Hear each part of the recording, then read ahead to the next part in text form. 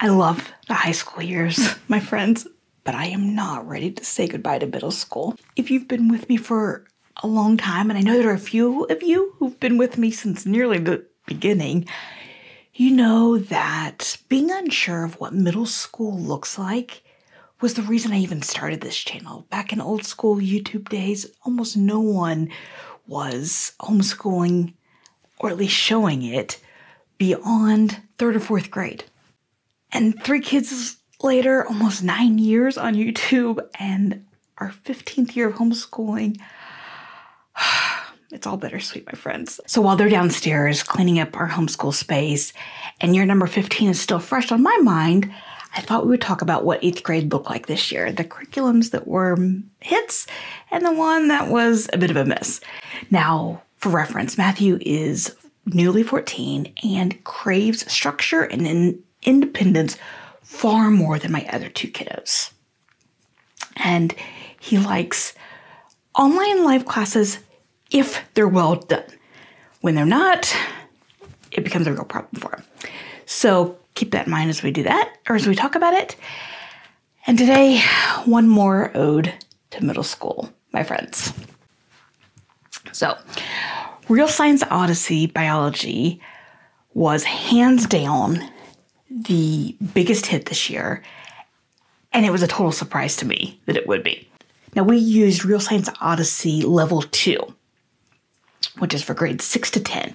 We had done their astronomy, Level 2 astronomy, a couple of years ago, I guess it's 6th grade year, and he really liked it, and that's what led us to biology this year. Because, again, he needed something structured, and the curriculum is, each week has a very predictable pattern to it. Plus, we found an online live class for it. So it ticked all the boxes of what he wanted for science this year. It is a very solid get-it-done program with suggested resources, books and videos and such, if you want to expand, but also has the ability to shrink things down if you need less things in it. So each week has a chapter to read, questions to answer about it, a lab, sometimes a microscope lab. Some weeks there was only one of those. Most weeks there were one of each. And then something to research. And like I mentioned, we added a live class to it. And it's hard to separate out how much he enjoyed the class this year because of the Real Science Odyssey and the teacher. Allison at Out School was an absolute gem of a teacher. She blew me away. Sadly, she's not teaching next year. I already asked. Otherwise, I would recommend her. Absolutely. She was amazing. Each week, like I mentioned, has a very similar structure to it. But there's enough variety with the different labs and the topics to research, and even within the content of the reading, that it didn't feel like an old school textbook that you and I may have used when we were in school. It was very engaging, and the variety really kept it feeling new each week. I have a much longer video about Real Science Odyssey Biology, so if you're interested, link down below. But what didn't work well for us, at least in the beginning of the year, was the amount of time the class took up. I was not prepared for, well, I was expecting that it was going to be a challenge to get Matthew to do all of it independently, learn how to use a textbook, write the lab reports.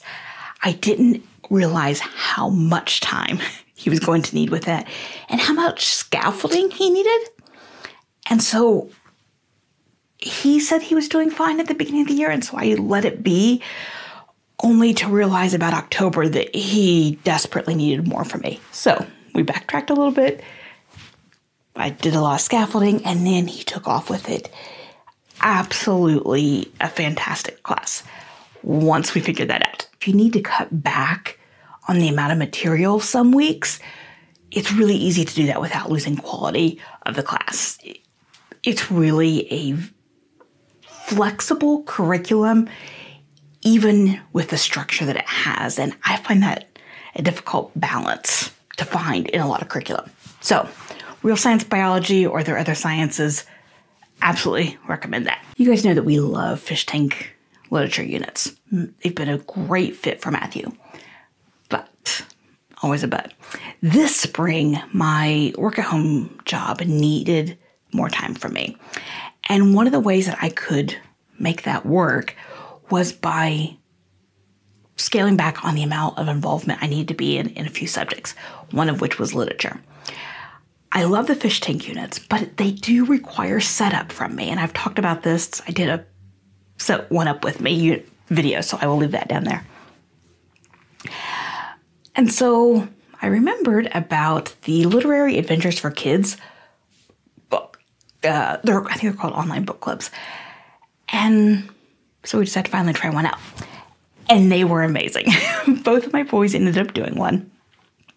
I'll talk about Ben's when I do a similar video to this in his. If you are not familiar with these, each one of them is its own self-paced online course based around whatever book you choose. And there are a bazillion books to choose from.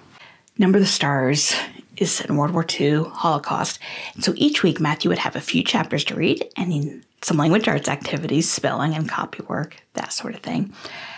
And then some side trails. And we are a homeschool that loves a good side trail. And so some of the side trails he did were things like learning to introduce himself in Dutch and in Hebrew, how to make the Star of David out of origami.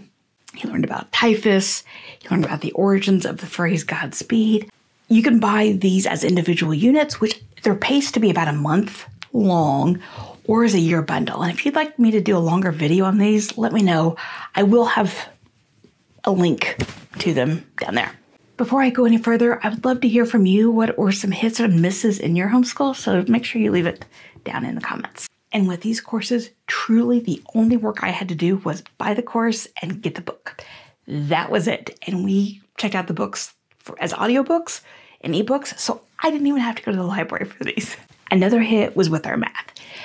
I've talked about before that last year was a bit of a disastrous year with the live math class that we chose. It was one that Elizabeth had done, and the teacher is fantastic. But for Matthew, by the time she would start the class, and it was a twice-a-week class, she would start it, introduce the topic, answer kids' questions, whatever she needed to talk about at the beginning. It was often 10 or 15 minutes into the class before she really got started. And by then, Matthew was distracted. He had lost all focus, and it was a disaster. So this year, I knew that we wanted still videos, but something self-paced. And that led me to Math Without Borders, and it was fantastic. Fantastic enough that we are using it next year. I didn't mention we will be using Literary Adventure books next year as well. These are self-paced videos, like I mentioned, where the teacher introduces the topic for a lesson, works a couple problems, and that's it. Each video is 10 to 15 minutes. Some are a little bit longer, some are even a little shorter, but that's it. So when Matthew would lose focus after 10 or 15 minutes at the beginning of the live class last year, this was that same amount of time and got the topic done. Now, the videos the algebra videos at least, paired with Forster's algebra. Forster's math is excellent, but paired with these videos, I think it was such a good combination. Now, being a textbook, we did have to have a little bit of transition help, again, like we did with Real Science Odyssey, helping him learn how to best use a math textbook. For example, like when he would go to work problems, the exercise ones, he didn't realize that, in general, there will be example problems that match up to what he did, like the same type. So we had to work on that a bit. But once we got all that done and he got the hang of pacing, it was so good. It was so good. I can't believe what a difference math was from last year and this year.